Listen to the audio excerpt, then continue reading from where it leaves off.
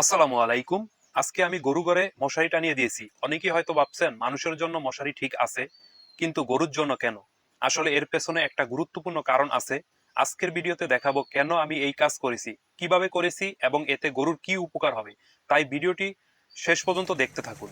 তো এদিকে আমাদের আজকে গরু আছে তিনটা। তো তিনটা গরুর জন্য আমরা 16 হাতের মতো মশারিটা কিনেছি। লম্বায় 16 হাত, পাশে 13 হাত এবং হাইট আছে 9 ফিট। তো আজকে এই মশারিটাতে আমরা গরুগুলোকে ঢেকে দিব, কারণ প্রচুর পরিমাণে মশা লাগে রাত্রে। তো এই জন্য আমরা মশারিটা টানাতে থাকবো। দেখুন কিভাবে আমরা মশারিটা টানে। তো আমাদের সঙ্গী থাকুন। এখন বর্ষাকাল ও গরমের সময় মশার উপদ্রব অনেক বেড়ে যায়।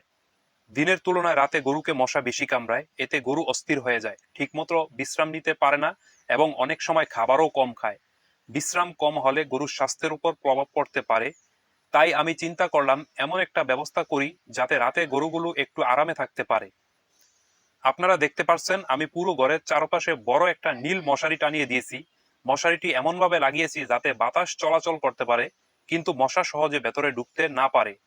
এটা করতে খুব বেশি খরচ হয়নি। সামান্য কিছু দড়ি এবং একটি বড় মশারি দিয়েই কাজটা হয়ে গেছে।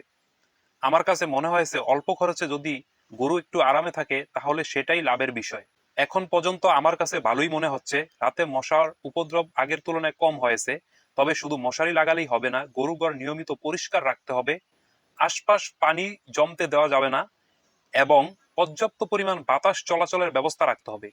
এসব বিষয় একসাথে মেনে চললে গরুর জন্য আরো ভালো পরিবেশ তৈরি করা সম্ভব। আসলে আপনারা যেটা করেন না কেন সেটা খুব যত্ন সহকারে এবং ভালোবেসে করতে হবে, কারণ ভালোবেসে যদি কোনো কিছু না করেন তাহলে আপনারা কখনোই সাকসেস হতে পারবেন না।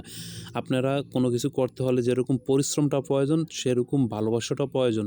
যেহেতু এই অবলা প্রাণীগুলো তাদের কষ্টের কথা বলতে পারে না, তাই আপনাকে তাদের মনের ভাব বুঝে নিতে হবে যে তারা কষ্টে আছে না ভালো আছে, বুঝে নিতে হবে। আসলে যতই খরচ হোক না কেন তাদেরকে ভালো রাখার জন্য অবশ্যই আপনাদেরকে সেই খরচগুলো করতেই হবে। যেমন এই ধরুন, আমরা এতদিন গরু ঘরে মশারির বদলে কিন্তু কয়েল দিয়ে চালাচ্ছিলাম। তো কয়েল দিয়ে খুব একটা উপকার দেখি না। কয়েল এক সাইডে যদি জ্বলতো, অন্য সাইডে কিন্তু মশায় ঠিকই গরুকে খুবই বিরক্ত করতো এবং খুবই ডিস্টার্ব করতো। গরু ঠিকঠাক মতো বিশ্রাম নিতে পারতো না।